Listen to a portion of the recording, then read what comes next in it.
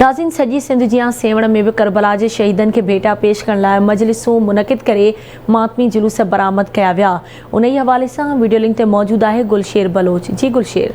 जी बिल्कुल, करबला के शहीदन हज़रत इमाम हुसैन अलैहिस्सलाम ऐं संदसि साथियुनि के अज़ीम कुर्बानी के भेटा पेश करण के लाइ सेवण में ऐं सेवण तालुके में जेको आहे आज़ादारी जो सिलसिलो जारी है। सेवण तालुके के नंढनि वॾनि शहरनि बूबक, आराज़ी, जहांगारा, बाजारा, नईक शरीफ में जेको आहे सो हिन वक़्तु मुख़्तलिफ़ इलाइक़नि मां जेको आहे सो मातमी जुलूस बरामद थी रहा आहिनि। सेवण के कदीमी इमाम बारगाह मां लकियारी सादात के तरफ़ां जेको आहे सो ॿिनि ताज़ियुनि जो जेको आहे सो मातमी जुलूस हिन वक़्तु बरामद थी रहियो आहे। जेको मुख़्तलिफ़ रिवायती रस्तनि खां थींदो करबला साबित अली शाह जी पिड़ ते जेको आहे नहर थींदो, जिते मोमिननि पारां आज़ादारनि पारां सीना ज़नी ऐं ज़ंजीर ज़नी जो मातम कयो वेंदो। जॾहिं तव्हांखे ॿुधाईंदो हलां त गुज़रखा रस्ता जेके आहिनि उते थधे पाणी जूं सबीलूं ऐं लंगर नियाज़ जो पिणु बंदोबस्तु कयो वियो आहे।